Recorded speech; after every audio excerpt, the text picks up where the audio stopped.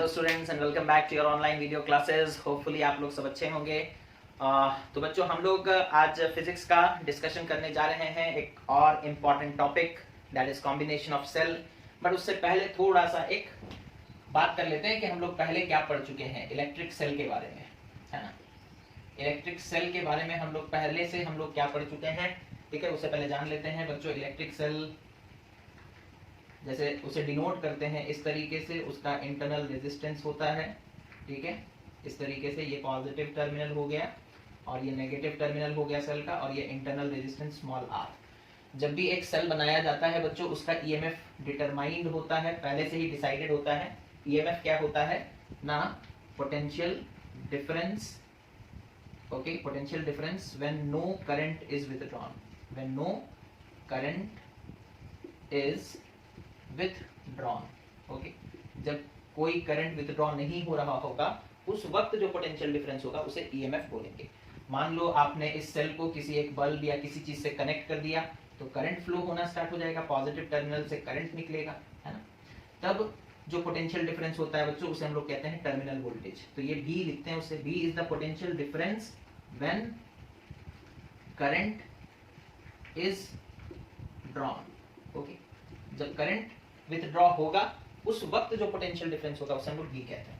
V और इसका internal resistance current सबका रिलेशन हम लोगों को पढ़ा हुआ है हमारा, that is V is equals to epsilon, that is EMF minus voltage drop, है ना, वोल्टेज ड्रॉप। और वोल्टेज ड्रॉप का फॉर्मूला क्या होता है बच्चों, that is current into internal resistance, है ना। तो इसे हम लोग ऐसे भी लिख सकते हैं, ठीक है। इस फॉर्मूला को हम लोग ऐसे भी लिख सकते हैं, that is V, that is the terminal voltage is equals to EMF minus I into R, okay. ये भी एक फॉर्मूला है, ठीक है। तो ये सब चीज हम लोग पढ़ चुके हैं, ठीक है। ये सब चीज हम लोग पढ़ चुके हैं बच्चों। आज हम लोग कनेक्शन के बारे में पढ़ेंगे, है ना, ठीक है। आज हम लोग कनेक्शन के बारे में पढ़ेंगे, ठीक है। एक एग्जांपल ले लेते हैं। मान लो हमने एक सेल खरीदा जिसका EMF 12 वोल्ट था, इंटरनल रेजिस्टेंस 0.5 ओम था, और हमने जब उसे कनेक्ट किया किसी सर्किट के साथ, सपोज कर लो वो सर्किट ने मतलब उस अप्लायंस ने 2 एम्पियर का करंट लिया। जैसे सपोज कर लो हम लोगों ने एक बल्ब जोड़ दिया, ठीक है। जब हम लोग बल्ब जोड़ देंगे तो करंट फ्लो होने लगेगा, सर्किट कंप्लीट हो गया, ठीक है। जब करंट फ्लो होने लगेगा उस वक्त पोटेंशियल डिफरेंस कितना अगर हमें निकालना है तो फॉर्मूला है हमारे पास V is equals to EMF minus I into R, ठीक है, इंटरनल रेजिस्टेंस। तो जब करंट विथड्रॉ हो रहा है उस वक्त यहाँ पोटेंशियल कितना है बच्चों, EMF कितना था 12 volt minus I into R, that is current कितना है 2 ampere into internal resistance that is 0.5, okay. तो ये कितना हो जाएगा, देखो 12 माइनस 2 इंटू 0.5 इज 1, कितना वोल्ट, दैट इज 11 वोल्ट, है ना। तो आप देख सकते हो कि जैसे ही हम लोग इस सेल को यूज किए, एक बल्ब लगा दिए, ठीक है, तो यूज होने लगा, यानी कि करंट विथड्रॉ हो रहा है, potential difference when the current is withdrawn, तो कितना होगा ना, EMF minus I into R, 11 volt आ रहा है, ठीक है। तो ये बस एक छोटा सा एग्जांपल आप लोगों को दिया गया। अब हम लोग आगे बढ़ते हैं बच्चों। अब हम लोग पढ़ेंगे कॉम्बिनेशन ऑफ सेल। अब हम लोग क्या पढ़ेंगे, that is combination of sales.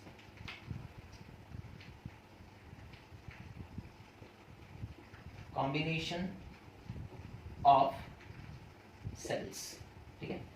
Sales को कंबाइन करेंगे। कंबाइन करेंगे क्यों, पहले तो सवाल ये उठता है। तो देखो बच्चों, जो एक सेल होता है, ठीक है, अकेले वो बहुत ज्यादा अमाउंट का करंट नहीं प्रोड्यूस कर सकता, है ना। A single cell is not capable of providing large amount of currents,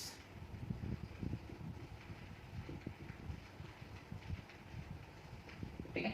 एक सिंगल सेल जो होगा बच्चों, एक सेल अगर हम लोग लेते हैं तो वो बहुत ज्यादा करंट अगर हमें जरूरत है तो वो नहीं प्रोवाइड कर सकता।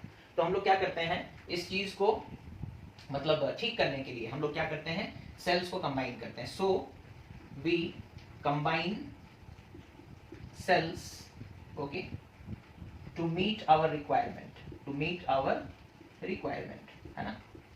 हमारा जो रिक्वायरमेंट है करंट का उसे फुलफिल करने के लिए हम लोग कंबाइन कर देते हैं सेल्स को। अच्छा, जब सेल्स कंबाइन हो जाते हैं, cells when combined, okay, cells को जब कंबाइन कर दिया जाता है, it is called a battery,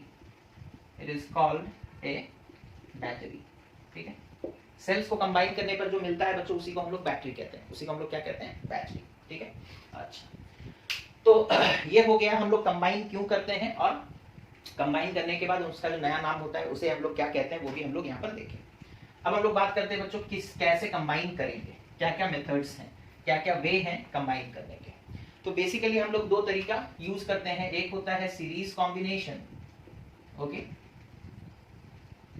एक होता है सीरीज कॉम्बिनेशन और दूसरा होता है पैरेलल कॉम्बिनेशन। ठीक है, तो सीरीज कॉम्बिनेशन क्या है वो हम लोग देखेंगे पहले, ओके, है, उसके बाद हम लोग बच्चों पैरेलल कॉम्बिनेशन के बारे में बात करेंगे। ठीक है, पहले हम लोग किस चीज के बारे में डिस्कशन करेंगे, पहले सीरीज कॉम्बिनेशन के बारे में डिस्कशन करेंगे, उसके बाद पैरेलल के बारे में डिस्कशन करेंगे।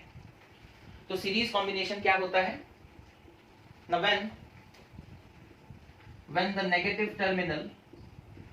when the negative terminal of one cell is connected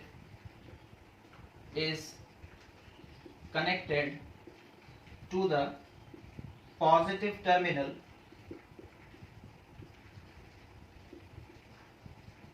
of another cell and so on, then the connection is said to be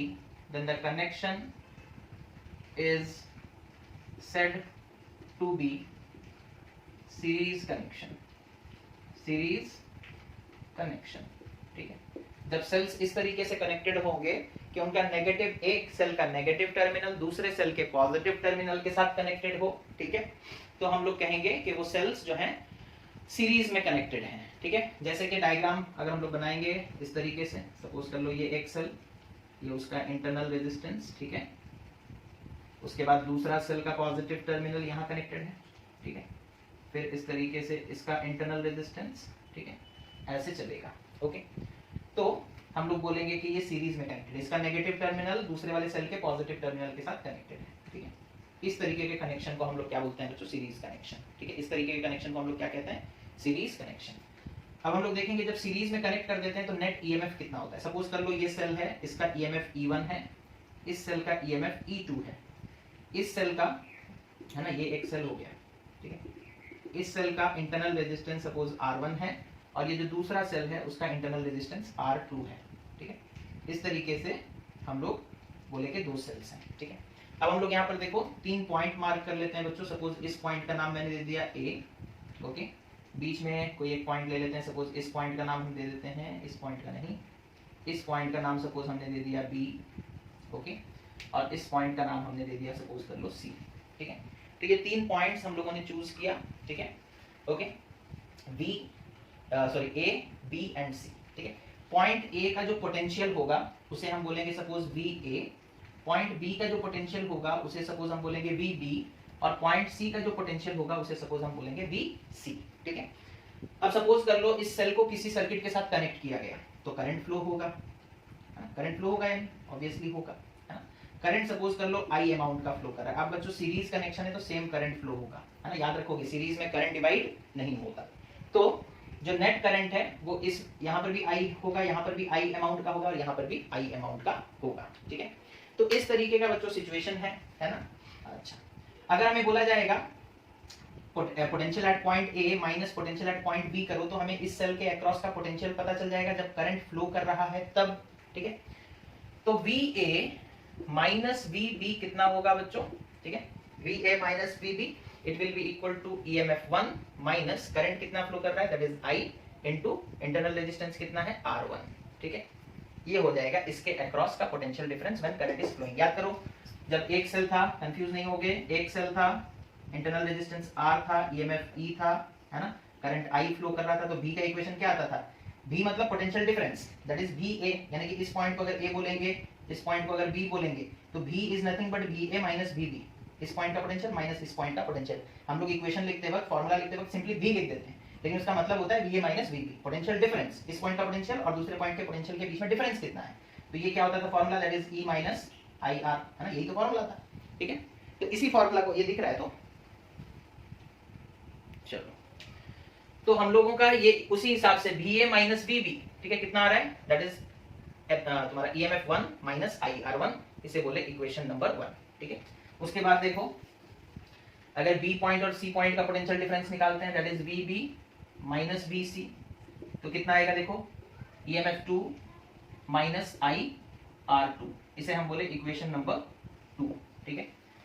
अब तुम बोलोगे कि सर ये दो अलग अलग सेल्स ना दिखा करके हमें इनका नेट रिजल्ट दिखाइए, क्या होगा, नेट रिजल्ट, है ना, ये एक सेल है, इसका 12 वोल्ट, इसका 6 वोल्ट, अलग अलग कैलकुलेशन क्यों करेगा, नेट बताइए कितना आएगा, ठीक है। तो नेट EMF है ना, that is V net, okay, यानी कि VA और VC पूरा डायरेक्ट एंड टू एंड देखेंगे, V net that is VAC हम लोग लिख सकते हैं, VAC is nothing but VA minus VC, okay, ठीक है।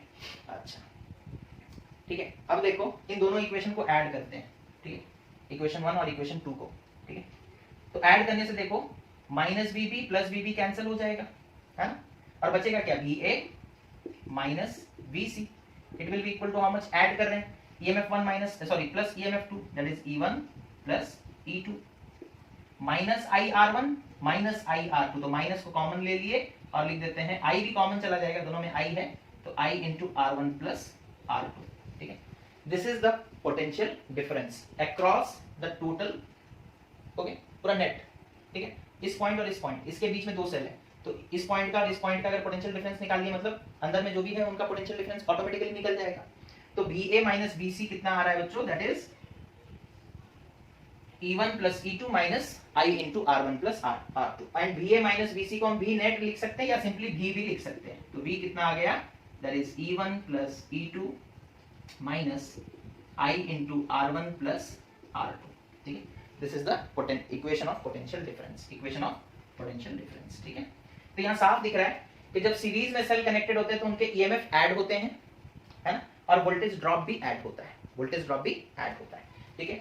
तो पता ये चला, अगर हमसे कोई पूछेगा कि दो सेल, एक 12 वोल्ट का है EMF, एक का 12 वोल्ट है और दूसरे का EMF 6 वोल्ट है, तो टोटल EMF कितना होगा, E नेट EMF, ठीक है, तो कितना हो जाएगा, 12 volt plus 6 volt that is 18 volt, है ना।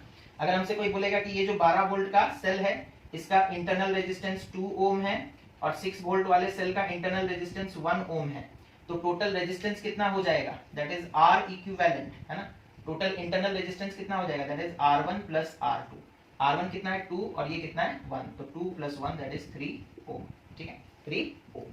तो इस तरीके से बच्चों हम लोग निकाल सकते हैं नेट EMF कितना होगा और नेट इंटरनल रेजिस्टेंस कितना होगा, नेट इंटरनल रेजिस्टेंस कितना होगा, ठीक है।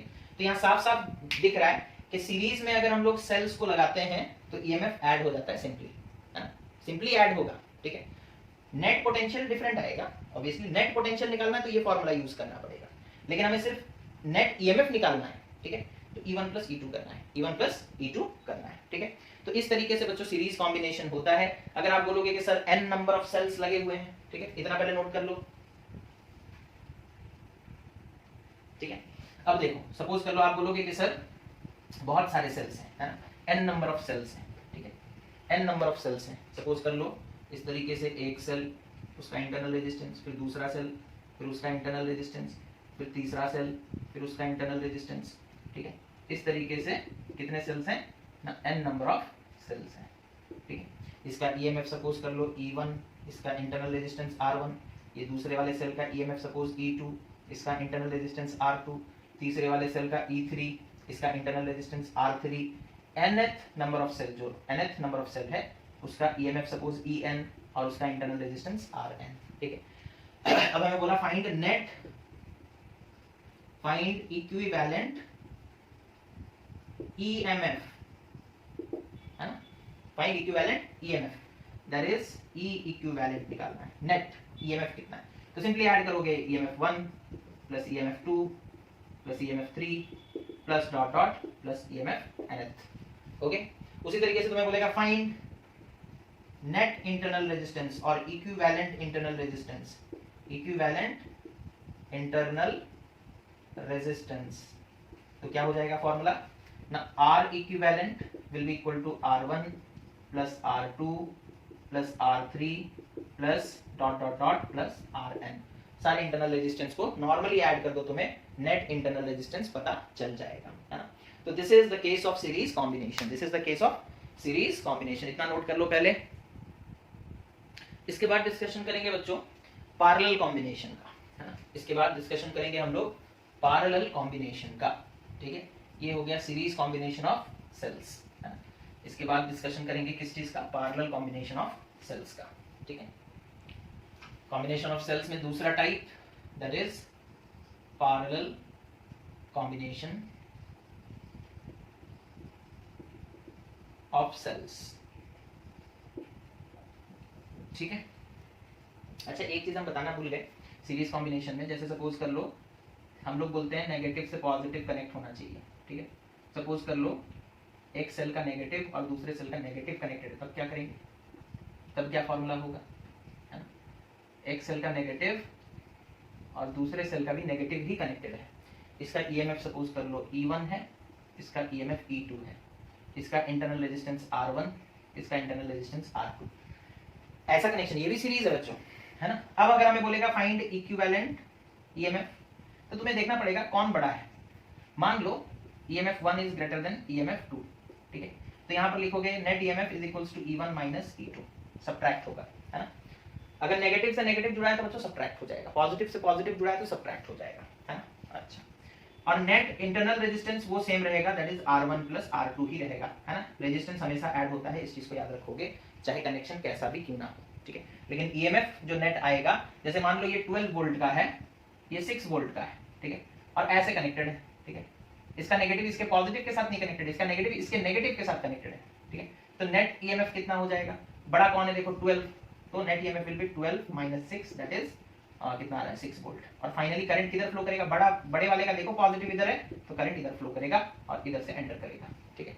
मतलब अगर हम लोग यहाँ पर एक बल्ब लगा देते हैं तो करंट इधर से निकलेगा, क्योंकि इसका पोटेंशियल ज्यादा है तो ये डोमिनेट करेगा, यहाँ से करंट निकला इधर से होते हुए बल्ब के थ्रू होते हुए यहाँ पर ऐसे आएगा, आगे बढ़ेगा। लेकिन net internal resistance will be R1 plus R2, ठीक है। तो ये एक छोटा सा बात था बच्चों जो बताना भूल गए थे, ओके। अब उसके बाद देखते हैं रेजिस्टेंसेस और parallel combination of, sorry resistances नहीं, पैरेलल कॉम्बिनेशन ऑफ सेल्स, ठीक है। पैरेलल कॉम्बिनेशन ऑफ सेल्स में क्या होता है बच्चों ना, इफ द पॉजिटिव टर्मिनल्स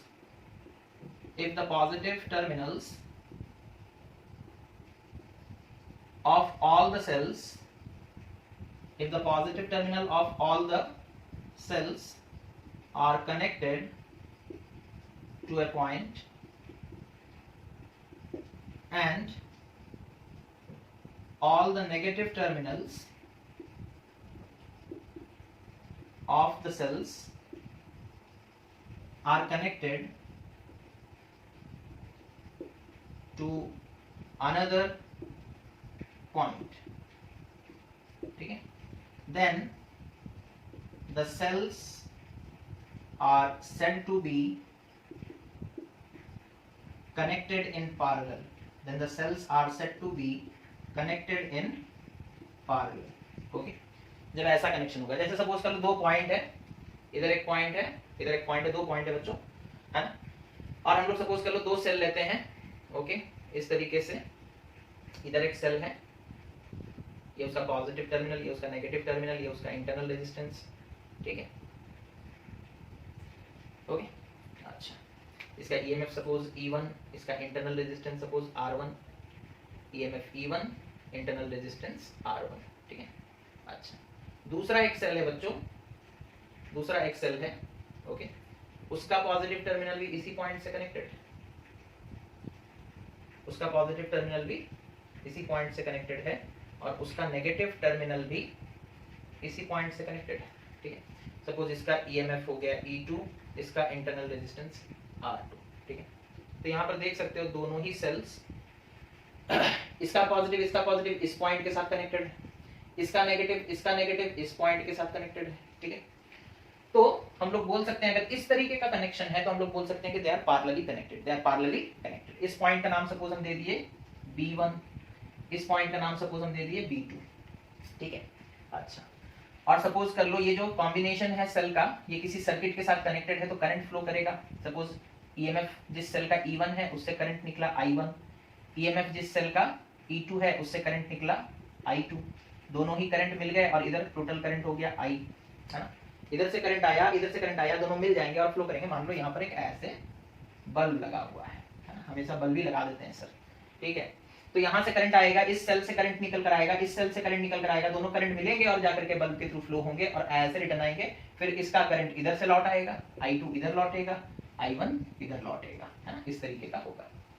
लेकिन हमें तो निकालना क्या है, इस चीज को मिटा देते, ये बल्ब बल्ब बना करके बेकार का, ठीक है। तो सिर्फ समझाने के लिए आप लोगों को कि करंट कैसे फ्लो करेगा, है ना, करंट कैसे फ्लो करेगा, ठीक है। अच्छा देखो बच्चों, अब सपोज कर लो B1 और B2, ठीक है, ये सेल जो है किससे कनेक्टेड है, B1 और B2 पॉइंट में कनेक्टेड है ना। तो अगर हम लिखते हैं, अब इस चीज को मिटा दे, इस चीज को आप लोग नोट कर लिए होंगे, ठीक है, इस चीज को मिटा देते हैं, पैरेलल कॉम्बिनेशन का डेफिनेशन क्या है उस चीज को मिटाते हैं, ठीक है। ओके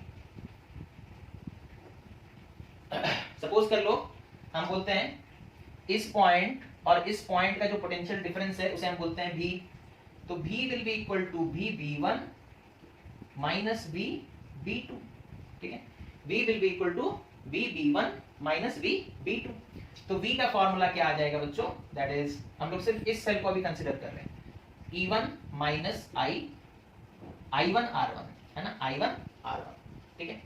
तो इस E1 को, दैट इज EMF1 को इधर ले आते हैं, या फिर इसे इधर ले आओ, इसे इधर ले जाओ, ये इसे हम लोग इधर ले आएंगे, इसे इधर ले आएंगे, ठीक है।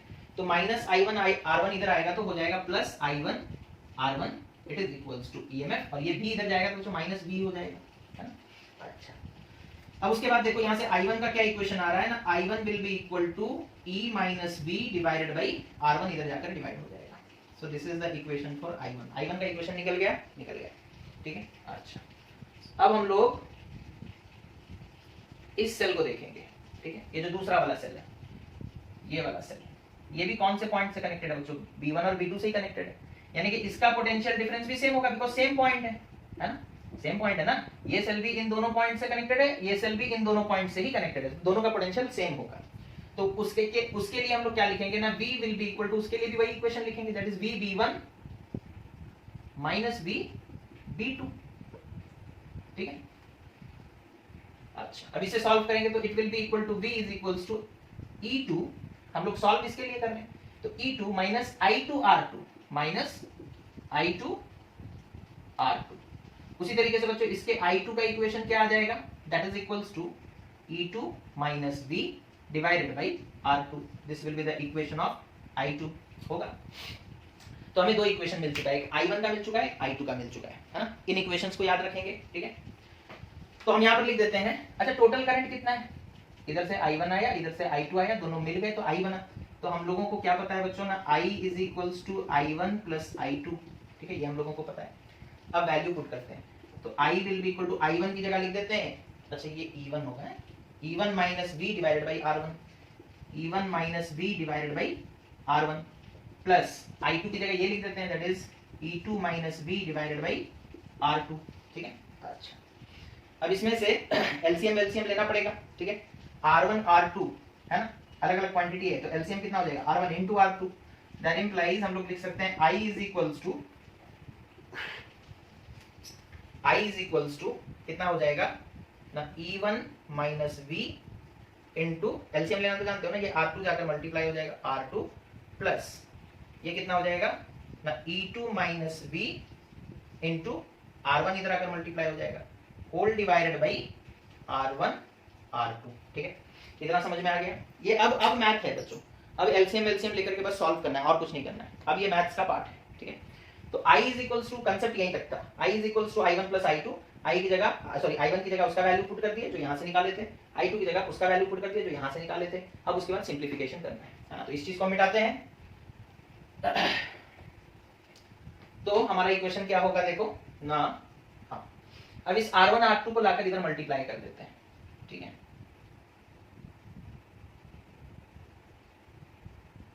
ओके तो I इज इक्वल्स टू क्या हो गया, E1 R2 minus V R2, ठीक है। E1 into R2 is E1 R2 minus V into R2 is minus V R2 plus E2 R1 minus V R1 divided by R1 R2। ठीक है, okay. अच्छा, अब इस R1 R2 को इधर ले जाते हैं। ओके, थोड़ा रीअरेंज करके भी लिख देंगे। इस R1 R2 को लेकर जाएंगे, इधर मल्टीप्लाई हो जाएगा, that is I into R1 R2। ठीक है, इट इज इक्वल्स टू, इसे देखो बच्चों हम मतलब अरेंज कर रहे हैं, E1 R2 plus E2 R1 को साथ में लिखते हैं, E1 R2 plus E2 R1 को साथ में लिखें। ओके, माइनस, ओके, अब यहाँ देखो minus B R2 minus B R1, तो दोनों में V कॉमन है, तो माइनस बी इंटू हम लिख सकते हैं क्या है, B into R2 plus R1, R2 plus R1। ठीक है, माइनस बी R1 को हम लिख सकते हैं minus B into R2 plus R1, सही है। ठीक है, अच्छा, अब हम लोग क्या करेंगे, माइनस बी R2 R1 को इधर ले आते हैं। ठीक है, तो और इसे इधर ले जाएंगे, तो कितना हो जाएगा, that is minus B R2 R1 इधर आएगा तो प्लस हो जाएगा बच्चों, B R2 plus R1 is equals to, इसे लिख देते हैं, that is E1 R2 plus E2 R1, और ये इधर आएगा पूरा टर्म I R1 R2, तो माइनस होगा, माइनस I R1 R2।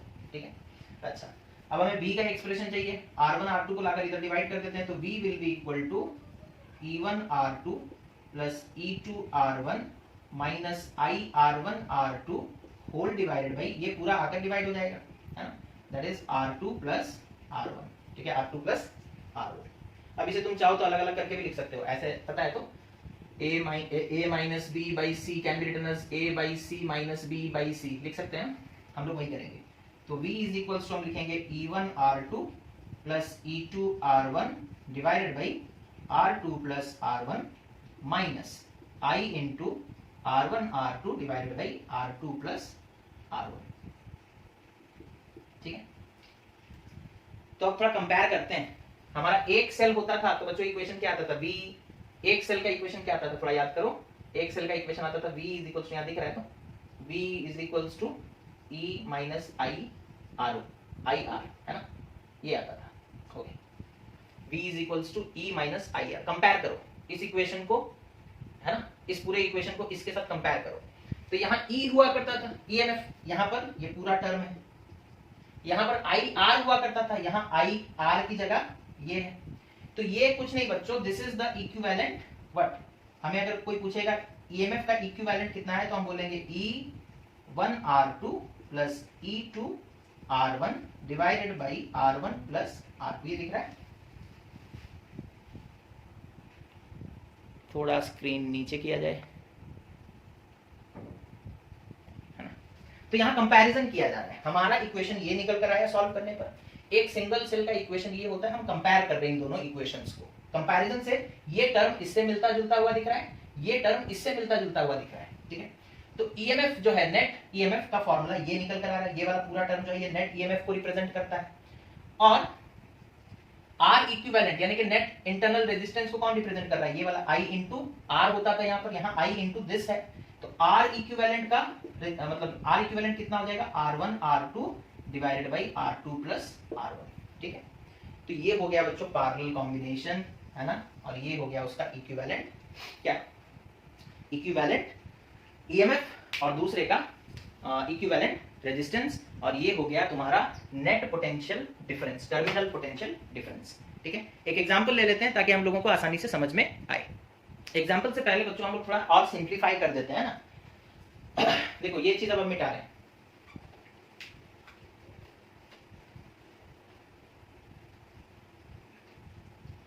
आप लोग वीडियो पॉज करके डिराइवेशन को नोट कर सकते हो। यहाँ देखो E इक्विवेलेंट का वैल्यू कितना आया है, इतना, R इक्विवेलेंट का वैल्यू कितना आया है, इतना, हम लोग E इक्विवेलेंट को डिवाइड कर देते हैं R इक्विवेलेंट से, कितना आएगा देखो, E इक्विवेलेंट कितना है बच्चों, that is E1 R2 plus E2 R1 divided by कितना है, R1 plus R2, R equivalent कितना है, तो whole divided by R equivalent कितना हो गया, that is R1 R2 divided by R2 plus R1। अच्छा, ये R1 प्लस R2 कैंसिल हो गया, है ना, तो फाइनली बचा क्या ना, E1 R2 plus E2 R1 divided by R1 R2, ठीक है, डिवाइडेड बाई R1 R2। इसे हम लोग लिख सकते हैं that implies E equivalent divided by R equivalent can be written as E1 by R1 plus E2 by R2, ठीक है। अगर n नंबर ऑफ सेल्स होंगे तो plus dot dot dot En by Rn, ठीक है। तो ये तो है एक्चुअली मैथ का काम, है ना, और बुक में बहुत शॉर्टकट में लिखा है तो बच्चे बहुत बार समझ नहीं पाते हैं। आप वीडियो को दोबारा भी देख सकते हो अगर आपको किसी स्टेप में मतलब समझ में नहीं आया हो, तो मैंने पूरा सिंप्लीफिकेशन कर दिया है, ठीक है। और फाइनल हम लोग इस रिजल्ट तक पहुंचे। ये सिंपल है देखने में, है। इस रिजल्ट को यूज करके हम लोग E इक्विवेलेंट भी निकाल सकते हैं, R इक्विवेलेंट भी निकाल सकते हैं, और V निकालना होगा पोटेंशियल टर्मिनल वोल्टेज, तो फिर ये फॉर्मूला यूज करना पड़ेगा। एग्जांपल देखते हैं बच्चों, जैसे सपोज कर लो तो पैरेलल कॉम्बिनेशन में कौन कौन सा फॉर्मूला याद रखना है वो आप लोग देख लो, ठीक है। एक तो E इक्विवेलेंट और R इक्विवेलेंट का फॉर्मूला, ये बड़ा इंपॉर्टेंट है, ओके, इसे याद रखोगे। जैसे सपोज कर लो हमें बोला गया कि 3 cells of EMF 4 volt 6 volt and 8 volt या फिर 12 volt are connected in parallel, okay, are connected in parallel, okay. Their internal resistances are 1 ohm या फिर ऐसे बोल देते हैं 2 ohm 3 ohm and 6 ohm respectively, okay. Find the ratio of E equivalent and R equivalent। तो हमें वो directly ये पूछ रहा है बच्चों, है ना। डायरेक्टली फॉर्मूला पुट करेंगे, that is E equivalent divided by R equivalent is equals to E1 by R1 plus E2 by R2 plus E3, 3 cell है तो डिवाइडेड बाय R3।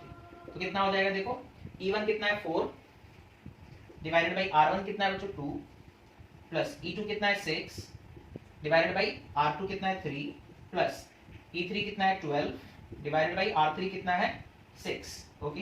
तो 4 divided by 2 that is 2, 6 divided by 3 that is also 2, 12 divided by 6 that is also 2। तो net कितना आ रहा है तुम्हारा EMF, that is 6 volt, है ना, okay. E equivalent by R equivalent का रेशियो कितना आया 6 वोल्ट, नहीं 6, रेशियो कितना आया 6 वोल्ट पर ओम लिख सकते हो, है ना, बिकॉज ऊपर वोल्टेज है नीचे रेजिस्टेंस है। वोल्ट ओम इनवर्स भी लिख दोगे, ठीक है, वोल्ट ओम इनवर्स, ठीक है। तो ये हम लोग निकाल सकते हैं, इस तरीके से। तो बड़ा ही आसान सा चीज है बच्चों, थोड़ा ध्यान से देखोगे तो सारा कुछ समझ में आ जाएगा, ठीक है। तो आज के लिए बच्चों बस इतना ही रखते हैं, that is the series combination and parallel combination. Next class में हम लोग फिर किरचॉफ्स लॉ पढ़ेंगे, ठीक है, उसके जो नियम्स हैं वो पढ़ेंगे, ठीक है। So thank you for watching the video, take care of yourself and have a nice day.